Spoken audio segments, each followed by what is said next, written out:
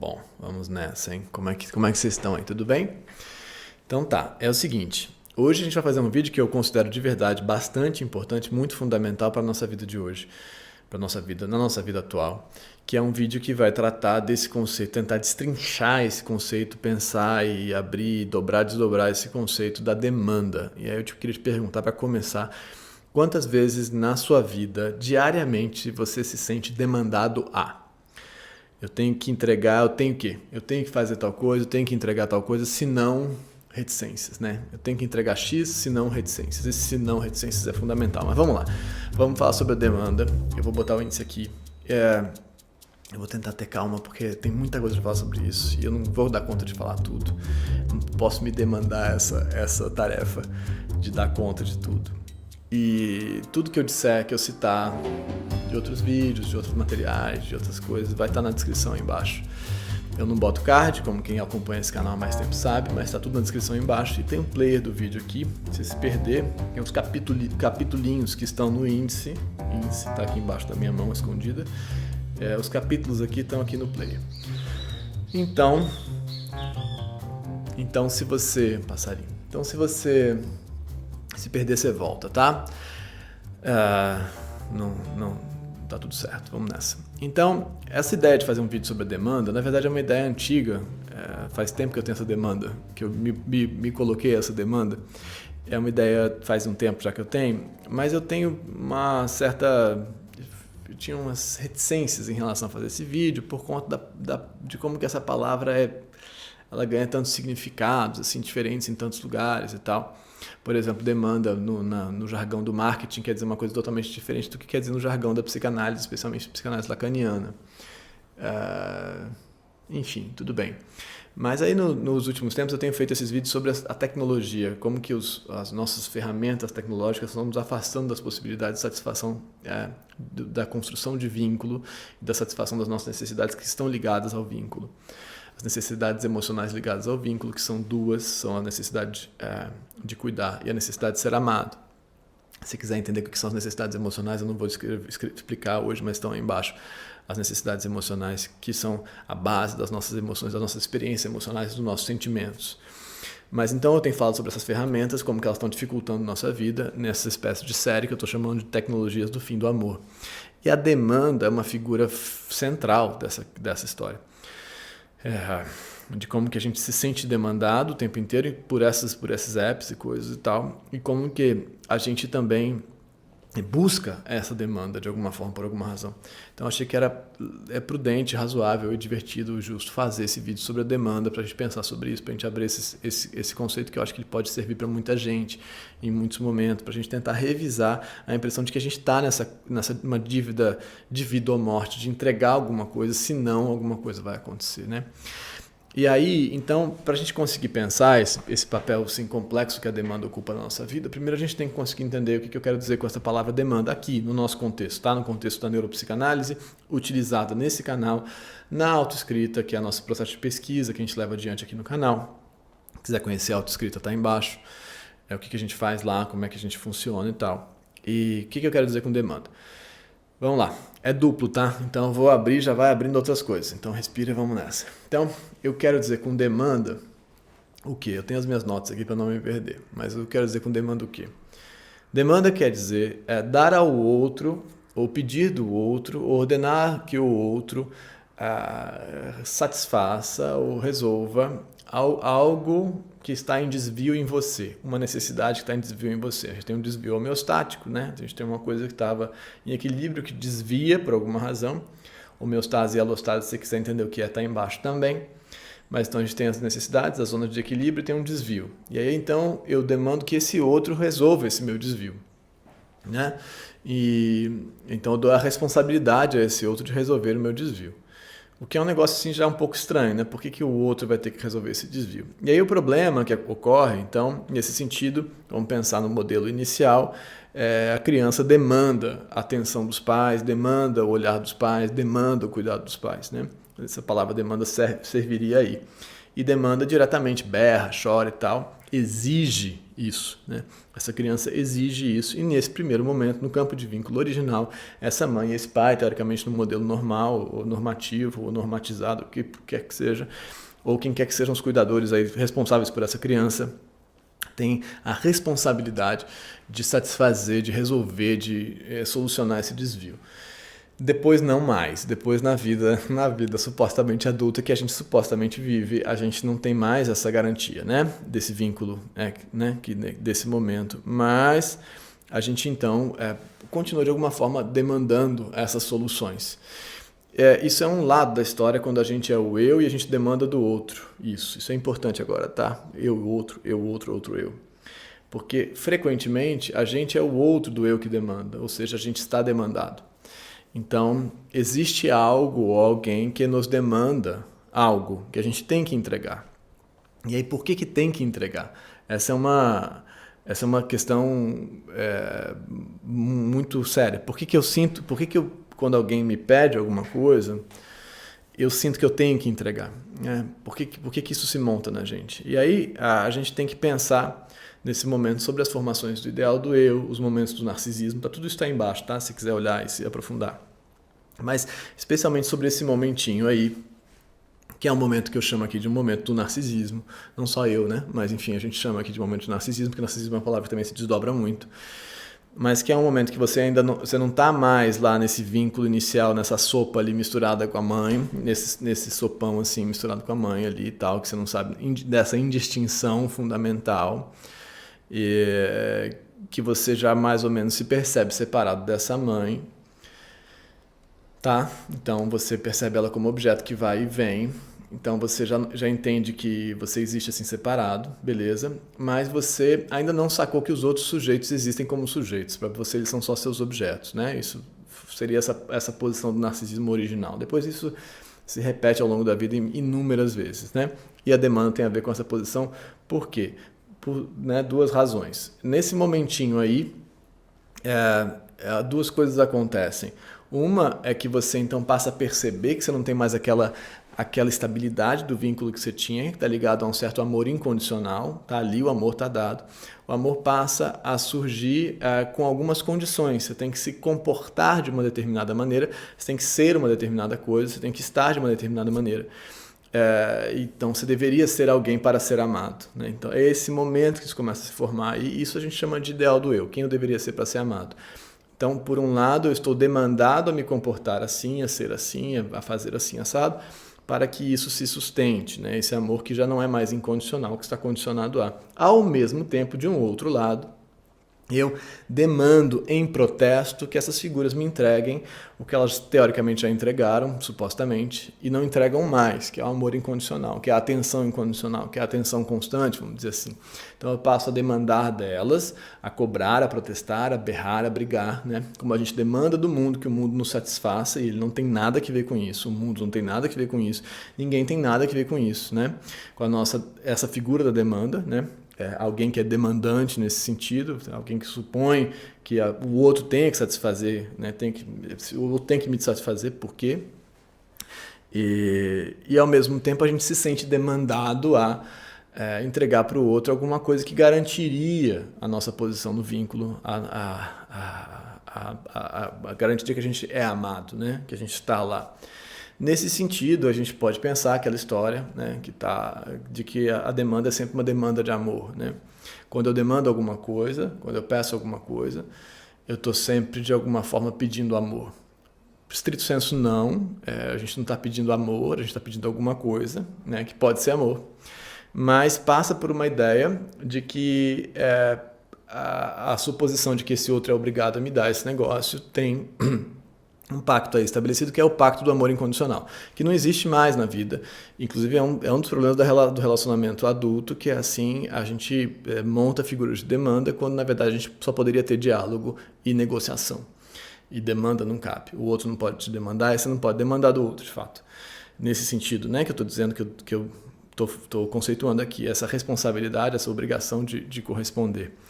Mas aí, bom, então isso se monta assim nos relacionamentos amorosos de uma maneira muito intensa, e se monta no mundo do trabalho também de uma maneira muito intensa e também dupla, porque é sempre dupla, né? Então a gente vai para o mundo do trabalho, ou dupla ou tripla, né?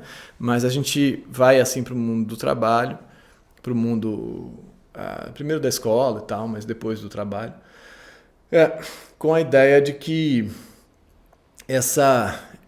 a gente tem que ser alguma coisa para manter esse lugar, ou para recuperar esse lugar de amor, né? Então a gente tem que ser, é o ideal do eu, né? Então a gente tem que ser alguma coisa. E aí eu tenho que entregar isso, eu tenho que fazer aquilo, eu tenho que estar à altura, eu tenho que ter sucesso, eu tenho que ser o melhor, eu tenho que ser um monte de coisa. E nesse sentido eu me sinto demandado, porque se eu não fizer, aí eu estou em ameaça, né? Numa ameaça muito intensa. De não ter o amor, né? de não estar reconhecido mais. Isso é uma grande falácia, porque fazer isso não vai trazer o amor, né? Mas a gente monta assim a ideia. Ao mesmo tempo, em que eu faço isso, eu exijo esse reconhecimento do lado de lá, né? Desse mundo, do trabalho, do chefe, do parceiro, do sei lá o quê, de quem eu entrego. Então eu fiz um vídeo maravilhoso, mas como é que esse vídeo não deu muito certo? Enfim, por que ele tinha que dar certo, né? Quem disse que ele tinha que ganhar parabéns e coisas e tal? Não tinha. Então essa demanda é a demanda do reconhecimento nesse sentido, né? Você se sente demandado e demanda o reconhecimento de volta. Então essa é uma coisa bem importante de perceber como isso ocupa um espaço na nossa vida e tem a ver com esse momento de novo, né? Esse momento dessa instabilidade que se estrutura, que você passa a pensar em que condições que estão dadas ali. Então, ao mesmo tempo você está ameaçado, mas você está em protesto, né? Então é uma coisa também dupla, né? Pelo menos dupla, talvez tripla, quádrupla, mas pelo menos dupla. Então, e aí a gente tem essa distinção, que é uma coisa que acontece, essa distinção assim bem frequente. Então a gente tem que conseguir diferenciar o que seria demanda do outro sobre mim, o que eu tenho que entregar para garantir essa suposta coisa, e o que seria realmente o meu desejo, né? Então o desejo nesse sentido seria algo mais verdadeiro, estou sendo simplista, mas seria algo mais verdadeiro. Meu desejo, várias vezes me perguntam isso, mas eu quero saber o que é o meu desejo de verdade, o que é o meu desejo mesmo, reconhecer o seu desejo, né? E sair da demanda desse olhar externo, que me obriga a me comportar assim e tal. Mas aí o desejo, a gente teria que pensar uma coisa que é desejo do quê? Né? Porque o desejo não é só uma coisa, o desejo pode ser da satisfação de muitas coisas diferentes, né? Então o desejo no sentido é vontade de retorno para um objeto de satisfação, por um objeto que traz satisfação de uma necessidade, né? Então eu tenho um traço de memória de um objeto que trouxe satisfação para uma necessidade qualquer, uma minha, e isso é o meu objeto de desejo. Então eu quero retornar a esse objeto, isso é o desejo, no sentido mais freudiano, assim, adaptado para a neurociência, para a neuropsicanálise, né? Então, nesse sentido, o desejo pode ser de várias coisas, pode ser desejo de comer aquele prato de macarrão, desejo de transar com aquela pessoa, desejo de viajar para aquele lugar, desejo de um monte de coisas, necessidades todas, mas pode ser também o desejo de amor, né? O desejo de ser amado por essa pessoa. Então, isso se conecta muito facilmente à figura da demanda, porque a demanda é o que parece satisfazer o desejo da minha necessidade de ser amado. Então, como eu preciso ser amado por essa pessoa, eu me sinto demandado a me comportar dessa maneira para que ela me ame. Isso vai ver o relacionamento abusivo, está embaixo, que isso de alguma forma também tem muito a ver com essa ideia. O que acontece aí é que isso também é falacioso, porque mesmo na relação parental, lá na relação com os pais, essa demanda se monta, mesmo que eles digam para você o que eles querem de você, isso não vai garantir o amor, né? Muito menos o amor incondicional, isso não tem mesmo, não vai rolar, não tem amor incondicional depois desse momento inicial, não existe, ele acaba, mas essa ideia de que algo pode trazer o amor nesse sentido, mesmo na relação parental, é uma ideia muito complexa, porque o outro, no fundo, também não sabe exatamente o que ele quer. Às vezes, várias vezes a gente não sabe o que a gente quer, né? Então a gente pede o que a gente consegue, o que a gente se autoriza a pedir do outro, né? A gente pede o que dá para pedir, o que a gente consegue botar em palavras, o que a gente sente que a gente pode falar, enfim, o que a gente sente que a gente pode reconhecer aqui dentro. Então isso que o outro está te pedindo, te demandando, não é o que ele quer tantas vezes. Então a ideia de que se você fizer isso, você vai conseguir isso, que é o amor incondicional, é uma ideia falsa, né? Porque o outro muitas vezes não sabe, a gente mesmo não sabe, a gente no lugar do outro, né? O outro ou eu, tanto faz, depende da posição que você está ocupando na cena que a gente está construindo, né? Ou na narrativa que a gente está construindo. No seu caso, você é o eu, mas você é o outro do outro. Bom, mas então, nesse sentido, essa situação, por exemplo, com os pais, de eu tenho que ser o melhor aluno, eu estou demandado a me colocar nessa posição para que os meus pais me amem. Não vai funcionar, né? Os seus pais estão fazendo uma projeção do próprio narcisismo deles ali em você, pensando, eu preciso de um filho assim, assado, assim, assado. E muitas vezes o que quer que você faça não vai ser satisfatório para esses pais, por exemplo, né? Não vai dar conta de aplacar essa instabilidade narcísica deles, que tem a ver com o fim do amor incondicional que eles experimentaram lá atrás. Então, essa noção de que você tem que, ela é falsa porque ela não vai resultar no que você busca, né?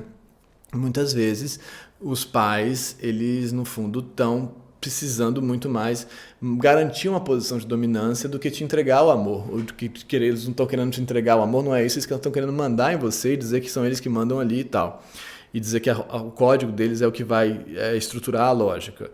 Então, você está tentando fazer uma coisa para receber amor, mas quando o que você recebe é mando, né? E opressão e por aí vai. Então, nesse sentido também, a demanda se conecta aos campos de repressão e tudo mais, né? Porque eu estou demandado a me comportar assim, mas na verdade estou só satisfazendo a função da dominância do outro, não está acontecendo nenhum amor aqui. Uma outra maneira de pensar, e aí já se deslocando para isso no mundo atual, é que, começando a abrir essa coisa, que também tem a ver com isso, que eu penso que remontando a cena dos meus pais me demandando alguma coisa, eu penso que o meu campo de trabalho está me demandando tal produtividade, tal e tal coisa, e que se eu fizer isso eu vou alcançar alguma coisa e finalmente serei amado, né? No fundo, a base da história está ligada a essa, né? O retorno para esse amor incondicional, que não existe. Mas então eu vou produzir, vou trabalhar, vou ser o melhor, eu vou não sei o que lá. Só que esse mundo aí, o que ele está esperando de você, no final das contas, não é nada... não tem nada a ver com o que está em troca, o escambo, a troca que está acontecendo aí. É uma troca que não é essa que você está pensando. E o que esse mundo quer de você é produtividade e lucro. Então, é isso que ele precisa de você. Não é um campo amoroso nesse sentido, né? Então, esse mundo tá te pedindo produção, né? Então, para esse mundo, quanto mais você produzir, melhor. Não importa. Não importa que você tem que produzir mais. Então, não vai haver um momento no qual você vai finalmente retornar pro amor incondicional. Então, essa demanda que você sente para conseguir chegar lá, ela nunca se fecha, entende? Não dá para fechar. Assim como os pais não vão conseguir fechar por conta da fantasia narcísica deles mesmos, o universo do trabalho não vai conseguir fechar, o capitalismo não vai fechar a demanda e falar, tá tudo bem agora porque agora eu consegui o que eu queria. Não, ele sempre quer mais. Então, ainda que ele te dê parabéns, o chefe, naquela hora ali e tal, ele te dá parabéns como reforço positivo para você produzir mais. E na meia hora seguinte já está demandado a estar à altura daquilo que você mesmo entregou, por exemplo, né? Que você conseguiu entregar. Bater a meta do próximo trimestre. Então isso não para de acontecer, porque o fechamento que você está buscando em função dessa construção dessa demanda que você sente em você, que você experimenta em você, ele não vai rolar, esse fechamento não vai rolar. Muito importante entender. E aí, por exemplo, pensando no WhatsApp, que a gente falou no último vídeo, né? Que é super legal também de imaginar. A gente se sente muito demandado pelo WhatsApp, né? Eu tenho que responder com a esperança de que aquilo vai me dar alguma coisa. Então, se eu for assim, se eu responder na hora, se eu estiver lá presente, sempre presente, eu consigo o quê? No fundo, amor, né? No fundo, retornar à posição de amor incondicional, ser amado e tal. Quem eu tenho que ser para ser amado? É essa formação básica, quem eu tenho que ser para ser amado. Só que nunca vai dar, né? Nunca vai rolar, nunca vai fechar, nunca vai acontecer, porque o universo lá, do lado de lá, sempre vai demandar mais de você. É assim como se a gente dissesse, por exemplo, pensando nas redes sociais e tal, elas nunca vão estar satisfeitas com o seu grau de presença nelas, entendeu? Elas sempre vão te demandar mais. Aqui, por exemplo, né, no YouTube... o YouTube tem na relação comigo, que sou um criador de conteúdo, uma demanda constante, né? Eles estão o tempo todo me avaliando, me mandando parabéns ou mais ou menos e tal, e dizendo mais, eu preciso que você faça mais, eu preciso que você produza mais. Então, quando um vídeo vai bem, por exemplo, como o último vídeo do WhatsApp foi bem, eu estou demandado a estar à altura disso, né? Eu estou já em comparação com esse vídeo. Então, é uma lógica de dominância ferrenha, assim, muito intensa, que não se fecha e não retorna em amor, não vai retornar, né? É muito importante que a gente compreenda. Por outro lado, tem uma coisa muito importante nessa história da demanda do lugar que ela ocupa, porque a gente topa isso, né? Primeiro pela fantasia de que isso vai retornar alguma coisa, mas também, que também está ligado à função parental lá original e essa remontagem imaginária, vamos dizer assim, decupada e reaplicada numa outra ferramenta, mas que é a ideia de que tem sempre alguém me olhando, né? Quando tem alguém me cobrando, esperando de mim, a esperança de a fantasia de que eu exista para essas pessoas, né? Então eu não paro nunca de existir. Se tem sempre alguém esperando alguma coisa de mim, eu estou sempre existindo para alguém. Tem alguém esperando alguma coisa de mim. É uma merda, mas eu existo, né? Então tem sempre lá uma demanda, o que te faz nunca estar sozinho, né? Então isso é uma coisa que está lá no vídeo do WhatsApp também, se vocês quiserem ver, se não tiverem visto, que também é super importante da função dessas ferramentas, né? Então a gente se enfia nisso, além dessa fantasia de retorno, de que se eu fizer ou estiver à altura, eu vou então finalmente ser amado, tem uma certa... um certo contorno que o olhar demandante dá pra gente, como o pai dava também, né? Bom, ele está me cobrando, mas ele está me olhando, né? Então, pelo menos eu não estou abandonado, não estou em desamparo absoluto. Alguém está me olhando. Porque nada pior que o desamparo absoluto. No final das contas, a vontade de retornar para o amor incondicional é uma vontade de evitar o desamparo absoluto, né? Também sempre é. Então, isso é bem importante de sacar como que a gente está buscando a demanda, buscando se sentir demandado para se sentir lembrado, entendeu? Então você o tempo inteiro, por mais terrível que seja a demanda, melhor a demanda do que nada, saca? Então isso é uma coisa muito importante. E aí tem uma coisa sobre essa coisa da obrigação e de como que a gente poderia tentar então revisar esse sistema, pensando que a gente, bom, vamos dizer assim, eu me sinto demandado, mas eu realmente queria ser amado por aquele outro. Então, como é que eu separo o joio do trigo assim na história, né? Porque não é simplesmente reconhecer o desejo. Eu tenho de fato o desejo de ser amado, então eu tenho que considerar aquele outro, né? Mas, entendeu? Então, não é só dizer, não, agora eu vou ser como eu for, como eu quiser ser, dane-se. Isso não existe, isso não acontece assim, porque a gente está sempre em relação com esse outro, a gente sempre quer ser amado por esse outro. Mas o ponto é se é possível, na relação com o outro, adulto, né? Porque na relação parental é impossível, mas se é possível na relação com o outro adulto, que as regras dessa troca, dessa relação, desse relacionamento, do que eu entrego para lá, o que eu entrego para cá, o que eu recebo, o que eu me acolho, sou acolhido, as regras não sejam as regras puras do outro, né? Que sejam regras possíveis para os dois, né? Então, eu me sinto assim, eu gostaria que você estivesse comigo, então como é que é para você estar comigo? Como é que é para você me ajudar, cuidar de mim e tal? Como é que é para mim, para que eu possa te ajudar a estar com você? Quais são as regras possíveis? Quando a regra é só a regra do outro, a gente está na demanda necessariamente, né? Aí o pedido vira ordem, entendeu? Porque senão o outro vai embora e acabou. Também, de novo, retornando para o relacionamento abusivo. Então, no campo relacional, vamos dizer assim, pessoal, né, relações amorosas, de amizade e tal, isso é possível, né, que a gente encontre lugares de quais são as regras, como é que a gente negocia essas regras aqui, como é que a gente consegue negociar essas regras aqui. No campo do trabalho, muitas vezes isso não é possível, que as regras são as regras do sistema, do capital, do tal e tal, e que se você não estiver ali funcionando naquilo, você é demitido, tem um exército de gente para entrar no seu lugar.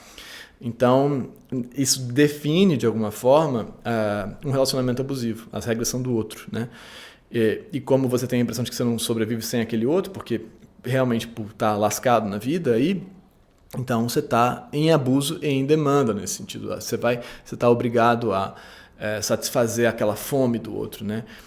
Só que é importante, então, no campo do trabalho isso é mais difícil de desfazer a demanda, né? No campo do relacionamento amoroso, tem a dificuldade de que você quer mesmo amor, mas você pode tentar achar meios termos e lembrar que você não precisa daquele objeto para satisfazer a sua necessidade de ser amado. Você pode achar um outro objeto, né? Então, essa é a diferença de dependência de relacionamento amoroso para dependência emocional, quer que seja.